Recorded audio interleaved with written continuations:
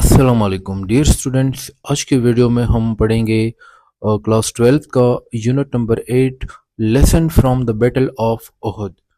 आइए सबसे पहले इसकी ग्लॉसरी को देखते हैं, जो इम्पोर्टेंट वोकेबलरी वर्ड्स। ग्लॉसरी में हमारे पास जो सबसे पहला वर्ड है एजियर्ड। एजियर्ड एक वर्ब होता है जिसका मतलब होता है मिन्नत करना, समाजत करना, ठीक है। टू प्लीड, टू अर्ज और एडवाइस एंडनेसली, दरख्वास्त करना या जोर देना, ये भी इसकी मीनिंग हो सकती है, ठीक है। तो एजियोड का मतलब होता है मिन्नत करना, दरख्वास्त करना या किसी बात पर जोर देना, ठीक है। इनहिलेट, इनहिलेट का मतलब होता है मुकम्मल तौर पर नहस व नाबूद करना, यानी मुकम्मल तौर पर किसी चीज़ को तबाह करना, चाहे जहाँ जब फिर कोई भी चीज़ बाकी ना रहे। For example to destroy something completely so that nothing is left, यानी किसी चीज़ को ऐसे डिस्ट्रॉय करना जब कुछ भी बाकी ना रहे, इसको कहते हैं एनिहिलेट, ठीक है। बीफ्ड अप, बीफ्ड अप जो है ना एक फ्रेजल वर्ब है जिसका मतलब होता है टू मेक समथिंग स्ट्रोंगर और मोर इफेक्टिव, किसी चीज़ को मजबूत बनाना या ज़्यादा पुरअसर बनाना।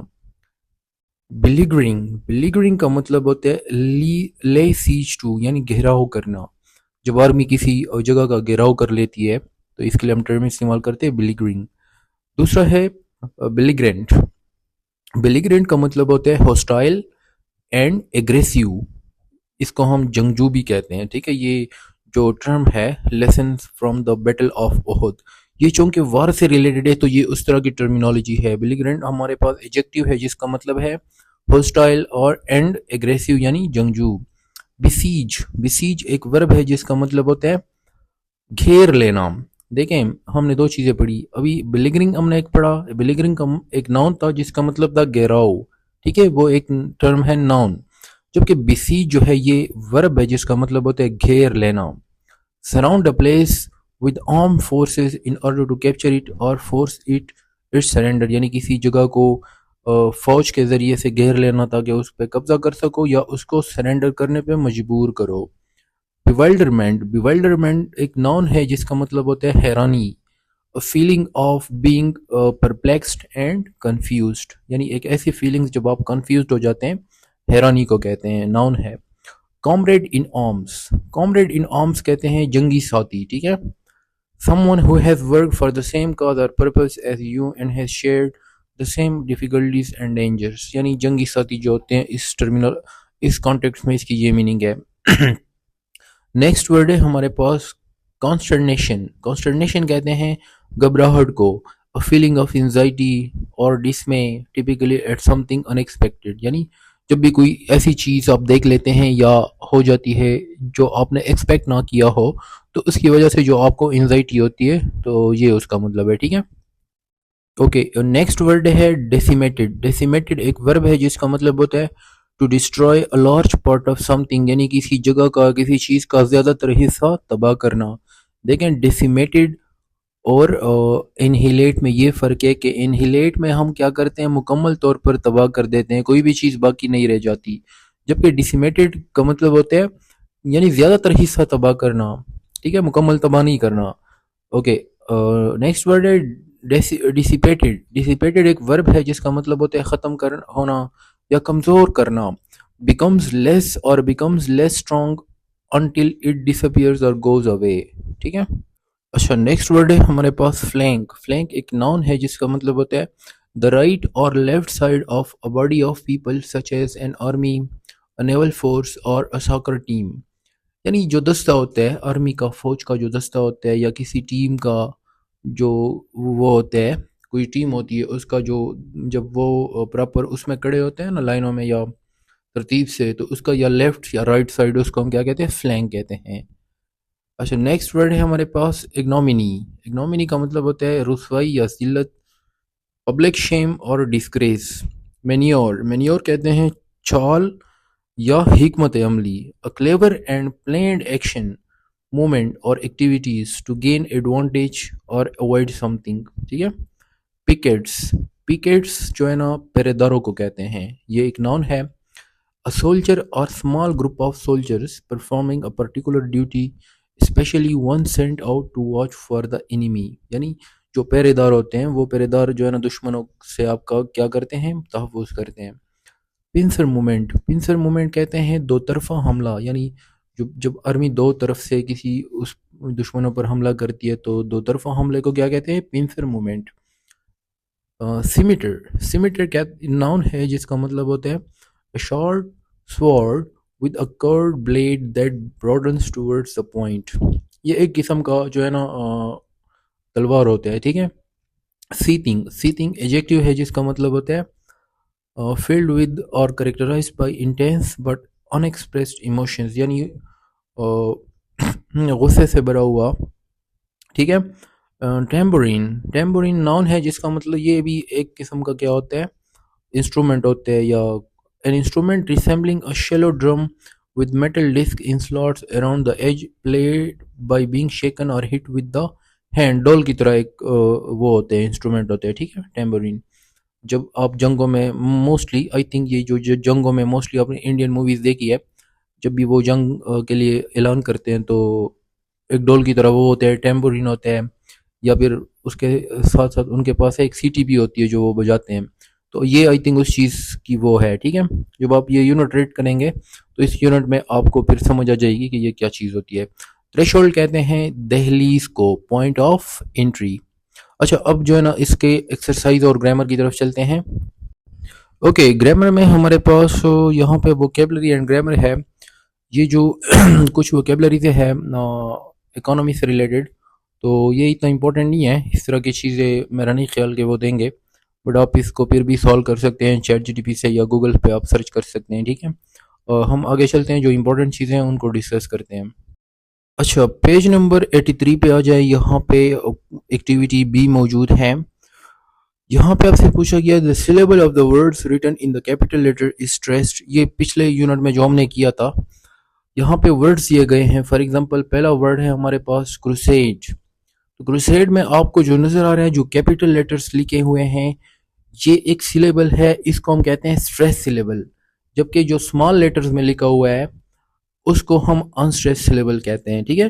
तो ये सारे वर्ड्स दिए गए हैं, जितने भी स्ट्रेस सिलेबल्स हैं इन वर्ड्स के अंदर, इनको क्या किया है, कैपिटलाइज किया गया है, ठीक है। जबकि बाकी जो अनस्ट्रेस सिलेबल्स है वो कैपिटलाइज नहीं है। फॉर एग्जांपल आपको इस तरह एमसीक्यूज दिए जा सकते हैं, एक वर्ड दिया होगा कि विच ऑफ द फॉलोइंग, एक वर्ड दिया होगा for example crusade, crusade, crusade. तो इसमें SADE ये वाला जो हिस्सा है, इस पे हमने ज़्यादा दबाव डालना है, जोर देना है जब हम इसको प्रोनाउंस करते हैं, इसलिए ये स्ट्रेस सिलेबल है, ठीक है।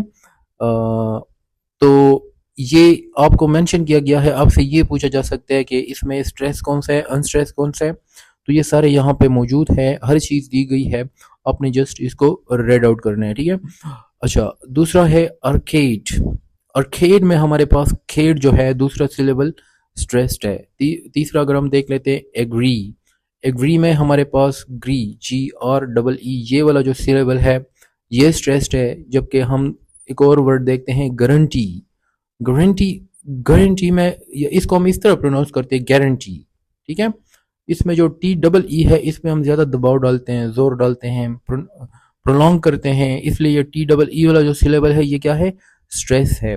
तो इसी तरह आप इन सारे को देख सकते हो, इनको आप रीड आउट करो। वैसे तो इन पर बहुत ज़्यादा टाइम लगेगा, अगर हम वन बाई वन करेंगे तो इसको जो है ना आई थिंक आपने कुछ देख लेने हैं, बाकी जो है ना आपने फिर अपने उस पे करने हैं, वर्ड को देख के करने हैं, क्योंकि ज़रूरी नहीं है कि ये जो वर्ड्स दिए गए हैं इन्हीं में से ही आपको वो कोई वर्ड देंगे, वो खुद से भी कोई वर्ड दे सकते हैं। तो आपने इसकी प्रैक्टिस करनी है, और जो मैंने तरीका बताया था स्ट्रेस एंड अनस्ट्रेस सिलेबल का, उसको फॉलो करना है। उसके ज़रिए से आप किसी भी वर्ड में स्ट्रेस सिलेबल का पता लगा सकते हैं।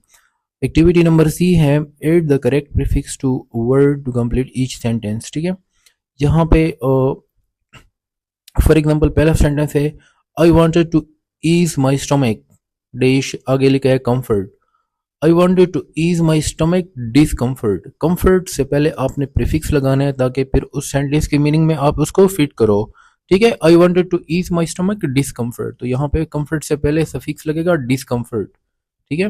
कंफर्ट का मतलब क्या होता है, तो डिसकम्फर्ट इसका सिनोनिम हो जाता है, ठीक है, सॉरी एंटोनिम हो जाता है, बिल्कुल अपोजिट। दूसरा है Muhtasim looked funny in his dash-matched shirt and pants. Mismatched. Muhtasim looked funny in his mismatched shirts and pants. She said those anti-aging creams do not work. तो एजिंग से पहले क्या लगेगा? Anti ageing. ठीक है. तो क्रीम्स मोस्टली क्या होती है? Anti ageing. जो गर्ल्स लगाती हैं एंटी एजिंग इस तरह की क्रीम्स होती है. आप सर्च कर लेंगे क्या होते हैं. एजिंग जब आपकी उम्र बढ़ती है, एंटी एजिंग जो आपकी उम्र को बढ़ने से वो कर देती है, रोक देती है. यानी जब आप वो क्रीम लगाते हैं तो आपकी एज कम लगती है. आई थिंक यही है. The child's dash standard performance on the test alarmed his parents. Standard यानी उसकी जो परफॉर्मेंस थी चाइल्ड की वो स्टैंडर्ड से बिलो थी. बिलो द स्टैंडर्ड को हम कहते हैं सब स्टैंडर्ड. ठीक है. एस यू बी आपने लगाना है. ओके. नेक्स्ट है हमारे पास when my sister first saw the meteor she thought it was a dash natural phenomenon. यानी जब मेरी बहन ने पहली दफ़ा मेटियोर को देखा तो उसने सोचा कि ये एक डेश नेचुरल, यानी यहाँ पे आप लगाओगे सुपर नेचुरल फिनोमेना, सुपर लगाओगे. ठीक है. Even though she got an excellent job offer, Aisha did not want to locate to a different country, relocate to a different country. ठीक है. relocate का मतलब होता है जब आप किसी दूसरी जगह शिफ्ट हो जाते हैं. with a small class size the students get to dash act with the teacher more frequently, interact with the teacher more frequently. यानी जब क्लास का साइज छोटा होता है तो स्टूडेंट्स क्या करते हैं? टीचर्स के साथ उनकी जो इंटरेक्शन होती है ना वो ज्यादा होती है. अगला देखे 8 नंबर. I slipped on the ice because I did not heed the dash cautions before about watching my step. Cautions से पहले क्या लगे? प्रीकशंस. प्रीकशंस कहते हैं एहतियाती वो जो होती है. ठीक है. 9 नंबर है हमारे पास. A dash combatant is another word for civilian. Civilian को क्या कहते हैं? Non combatant. ठीक है. नॉन कॉम्बोटेंट का अपोजिट क्या है? सॉरी, एक होता है कॉम्बोटेंट जो लड़ाई करते हैं, जंग में हिस्सा लेते हैं. दूसरा होता है नॉन कॉम्बोटेंट जो लड़ाई नहीं करता, जंग में हिस्सा नहीं लेता. तो सिविलियन को कहते हैं नॉन कॉम्बोटेंट. ठीक है. अच्छा, नेक्स्ट हम टॉपिक को देखते हैं ज़रा. अच्छा, नेक्स्ट जो टॉपिक है हमारे पास कंडीशनल्स है. ठीक है. कंडीशनल सेंटेंसेस पे मैंने एक वीडियोस बनाई थी, तो आप प्लेलिस्ट में जाके वहाँ पे भी देख सकते हो. कंडीशनल सेंटेंसेस देखें, इसमें आपने इसको किस तरह से करना है. देखें, आप वो चीज़ ना करें, आपने इस पे एमसीक्यूज करने हैं. ठीक है. जिस तरह के सवाल आते हैं या जो आपकी रिक्वायरमेंट है वो है एमसीक्यूज सॉल्व करना. कंडीशनल सेंटेंसेस पे आप एमसीक्यूज को सॉल्व करें, आपको समझ आएगी कि मैंने कंडीशनल को किस तरह से सीखना है. ठीक है. डिफिनीशन वगैरह पे कोई भी इसका फ़ायदा नहीं होता. ठीक है. आप इस पे एमसीक्यूज करें, डिफरेंट तरह के एमसीक्यूज, सेंटेंस कंप्लीशन वाले एमसीक्यूज भी बन सकते हैं. एक सेंटेंस दिया होगा, कंडीशनल सेंटेंस में दो क्लॉजेज होती है ना, एक क्लॉज दी होगी और आपसे दूसरे क्लॉज में कोई चीज़ मिसिंग होगी, तो आपसे पूछा गया होगा कि इस सेंटेंस को कंप्लीट करे जो दूसरा क्लॉज है. तो नीचे कोई 3-4 तरह के वर्ड्स दिए होंगे, वर्ब्स. तो अगर आपको कंडीशनल की रूल्स का पता है, स्ट्रक्चर का पता है, तो आप आसानी से उसको कर सकते हैं. बट अगर आपको स्ट्रक्चर, रूल्स या एमसीक्यूज आपने सॉल्व नहीं किया है तो आपके जहन में ये कभी भी आप कंफ्यूज हो जाएंगे कि ये वाकई में कंडीशनल सेंटेंस है या कोई और सेंटेंस है, आपको समझ ही नहीं आएगी. ठीक है. इसलिए अब बेटर ये है कि आप कंडीशनल पे ज़्यादा से ज़्यादा एमसीक्यूज, जितना एमसीक्यूज कम से कम आप कंडीशनल पे एटलीस्ट आप 20 to 30 एमसीक्यूज सॉल्व करें, जिधर से भी हो, यूट्यूब से, गूगल से या कहीं भी और से, ताकि आपको समझ आ जाए कि कंडीशनल पे किस तरह के एमसीक्यूज आते हैं. अच्छा, तो मैं आपको सिंपल तरीका बताता हूँ कि कंडीशनल होते क्या है. यहाँ पे लिखा है, थोड़ा सा इसको एम्बिगुअस बनाया हुआ है, बट मैं सिंपल करके आपको कुछ वो करा देता हूँ. ठीक है. पहले बुक वाली रीडिंग करा देते हैं, फिर जो है ना मैं आपको खुद भी थोड़ा सा बता देता हूँ. अच्छा, a conditional sentence is a sentence that gives a condition. ये एक ऐसा सेंटेंस होता है जो जो आपको कंडीशन देते हैं. कंडीशनल सेंटेंस में आपके पास दो क्लॉजेज होती है. एक क्लॉज को हम कहते हैं कंडीशनल क्लॉज. कंडीशनल क्लॉज में इफ लगता है या फिर व्हेन लगता है. ठीक है. इस तरह के वर्ड्स लिखते हैं जो किसी कंडीशन को बयान करते हैं. फॉर एग्जाम्पल, हमारे पास एक कंडीशनल क्लॉज है, इफ इट रेन्स, अगर बारिश होती है, and the outcome of the condition occurring, और इस कंडीशन का फिर क्या होता है? रिजल्ट होता है. फॉर एग्जाम्पल, एक कंडीशन है, अगर बारिश होती है तो फिर क्या होगा. ये जो तो फिर क्या होगा का जवाब जब आप देंगे, ये उसका क्या होगा? रिजल्ट होगा. अब फॉर एग्जाम्पल एक कंडीशन है, इफ इट रेन्स, अगर बारिश होती है तो फिर क्या होगा, the game will be cancelled, तो गेम कैंसिल हो जाएगी। अब ये जो हमारे पास है ये फर्स्ट कंडीशनल है। आपको कैसे पता चलेगा, इसका अपने स्ट्रक्चर याद रखना है। अब डायरेक्टली इसके एग्जांपल पे आ जाए, इधर लिखा है type function and example. First conditional का जो सबसे पहला वो लिखा है एग्जांपल में, इससे मैं आपको स्ट्रक्चर भी रिवाइज करवा देता हूँ। आपने स्ट्रक्चर को नोट करना है, स्ट्रक्चर को तो आपने लाजमी याद करना है। उसके बाद दूसरा स्टेप है एमसीक्यू उसको सॉल्व करना। स्ट्रक्चर में जीरो कंडीशनल का जो स्ट्रक्चर है उसमें जो इफ वाला क्लॉज होता है जिसके साथ इफ लगा होता है वो भी प्रेजेंट सिंपल में होता है, और जो आपके पास दूसरा क्लॉज होता है वो भी प्रेजेंट सिंपल में होते हैं। यानी कंडीशनल में दो क्लॉजेज होते हैं, एक कंडीशनल क्लॉज होती है, दूसरा रिजल्ट वाला क्लॉज होता है। दोनों क्लॉज जीरो कंडीशनल के होते हैं, वो प्रेजेंट सिंपल या जिसको हम कहते हैं प्रेजेंट इंडिफिनिट टेंस में होते हैं। For example, if you sleep, अगर आप सोते हैं, यू ड्रीम, तो आप सपने देखते हैं। ये दोनों क्लॉजेस क्या हैं, प्रेजेंट सिंपल में है, तो ये जीरो कंडीशनल है। ठीक है, जीरो कंडीशनल के लिए फिर से कह रहा हूं कि आपने क्या याद रखना है कि दोनों क्लासेस पूरा का पूरा जो सेंटेंस है वो प्रेजेंट इंडिफिनिट में होगा। ठीक है, पहला क्लास प्रेजेंट सिंपल में होगा, दूसरा क्लास भी प्रेजेंट सिंपल सेंटेंस टेंस में होगा। अच्छा, फिर आते हैं फर्स्ट कंडीशनल की तरफ। फर्स्ट कंडीशनल में आपने क्या करना है, उसमें जो कंडीशनल क्लास है वो प्रेजेंट सिंपल में होगी, और इसके साथ जो दूसरी क्लास है रिजल्ट वाली क्लास वो आपकी फ्यूचर सिंपल में होगी। ठीक है, यानी आपने ये याद रखना है, ये याद नहीं रखना कि पहली क्लास ये होगी और दूसरी क्लास ये याद की। ठीक है, अब देखें इसमें कंडीशनल क्लास आप बाद में भी लगा सकते हैं, कंडीशनल क्लास पहले भी लगा सकते हैं, इसमें कोई भी रिस्ट्रिक्शन नहीं है। आपने ये याद रखना है कि जिसमें इफ या व्हेन लगा होता है वो कंडीशनल क्लास होते हैं, उस स्ट्रक्चर को उसी के मुताबिक याद रखना है। तो फर्स्ट कंडीशनल में कंडीशनल क्लास प्रेजेंट सिंपल में होगी, और जो आपके पास रिजल्ट वाली क्लास है वो फ्यूचर सिंपल में होगी। ठीक है, ओके, जिस तरह for example if you get some sleep, ये कंडीशनल क्लास है प्रेजेंट सिंपल में।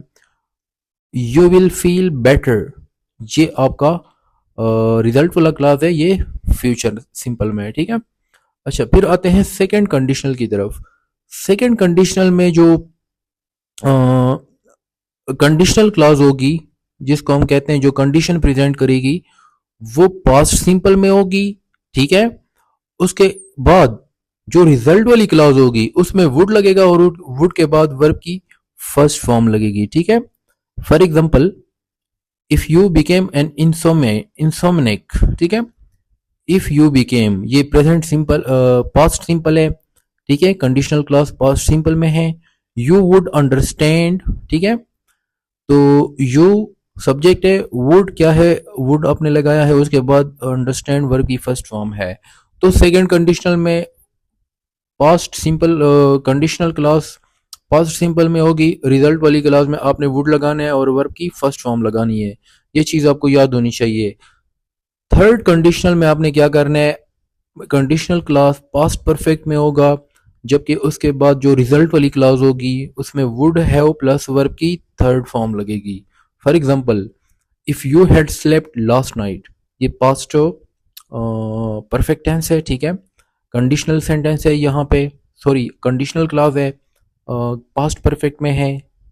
उसके बाद जो रिजल्ट वाली क्लास होगी उसमें वुड हैव थर्ड फॉर्म लगेगा। ठीक है, you would have beaten your record, if you had slept last night you would have beaten your record. तो ये हमारे पास थर्ड कंडीशनल हो गया। इसी तरह आपने किसी पेज पर इन स्ट्रक्चर्स को नोट कर लेना है ताकि आपको ये चीज़ याद रहे कि कंडीशनल क्लॉज इस फॉर एग्जांपल फर्स्ट कंडीशनल है, सेकंड कंडीशनल है और जीरो कंडीशनल है।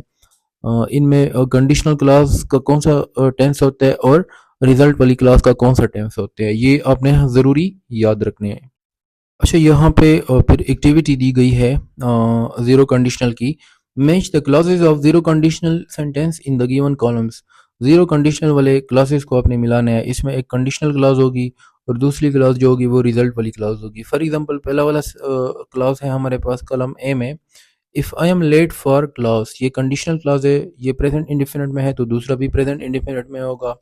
If I am late for class, तो इसका जो वो बनेगा क्या बनेगा, यहाँ पे ढूंढ लेते हैं, किधर चला गया, my teacher gets angry. If I am late for class my teacher gets angry, यानी अगर मैं क्लास के लिए लेट होता हूँ तो मेरी टीचर गुस्सा हो जाती है। ठीक है, ये ज़ीरो कंडीशनल है। When he stays up very late, जब वो बहुत देर तक जागता है, ठीक है, तो क्या होता है, ही is very tired the next morning. तो कॉलम बी में आपका पहला पहला जो क्लॉज है ये उसके साथ हमने मिलाने हैं। When he stays up very late he is very tired the next morning, जब वो बहुत देर तक जागता है तो वो अगली सुबह बहुत ज़्यादा थका होता है। दोनों प्रेजेंट इंडेफिनिट में है। पीपल गेट एंग्री, लोग गुस्सा हो जाते हैं। कब? इफ़ दे डोंट ईट, जब वो खाना नहीं खाते। कॉलम बी में आपने तीसरा, मैंने इस पे वो लगाया है, तो आप इसमें क्या कर सकते हो, मैच कर सकते हो। तीस फोर्थ नंबर है हमारे पास, इफ़ यू स्टडी हार्ड, अगर तुम मेहनत करोगे, मेहनत करते हो। If you study hard, if अगर तुम मेहनत करते हो, कंडीशनल क्लॉज है तो दूसरा भी प्रेजेंट इंडेफिनिट में होगा। You get good grades in school, तो तुम्हें स्कूल में अच्छे नंबर मिलते हैं। तो यहाँ पे फोर्थ नंबर लास्ट वाला जो क्लॉज है बी में, कॉलम बी में, ये वाला आपने इसके साथ मिलाना है। इसी तरह मैंने सारों पे आपको टिक लगा के दिए हैं, तो आप इसके ज़रिए से इसको सॉल्व कर सकते हो। बट इसमें एमसीक्यूज इस तरह के नहीं आते, ये आपको पता होना चाहिए। कंडीशनल्स में आपको एमसीक्यूज देते हैं जब आप इसकी एमसीक्यूज की प्रैक्टिस करेंगे। ठीक है, इसके अलावा आप उनमें लेक्चर भी देख सकते हो जो मैंने अपलोड किए हैं, ताकि आपको मज़ीद ये टॉपिक क्लियर हो जाए। ये जस्ट रीडिंग से क्लियर नहीं होता। जब आप इसको रूल्स को याद करोगे, उसके बाद एमसीक्यूज की प्रैक्टिस करोगे, तो आपको खुद ये क्लियर हो जाएगा। ठीक है, so dear student, that is all about unit number 8। अगली वीडियो में इंशाल्लाह यूनिट नंबर 9 करेंगे। तब तक के लिए अल्लाह हाफिज़।